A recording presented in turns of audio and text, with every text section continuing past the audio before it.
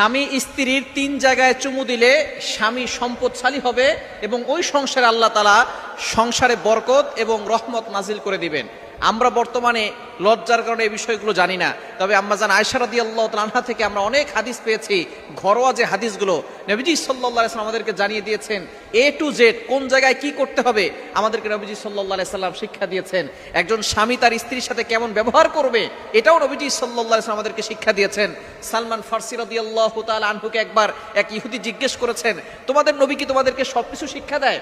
সালমান ফারসি রাদিয়াল্লাহু তাআলা আনহু গর্বের সহিত বলেছিলেন, হ্যাঁ, একজন বাবা যেমন তার সন্তানকে হাতে কলমে সবকিছু শিখায়, আমাদের নবীজিও আমাদেরকে হাতে কলমে এ টু জেড কোন জায়গায় কি করতে হবে সবকিছু শিক্ষা দিয়েছেন।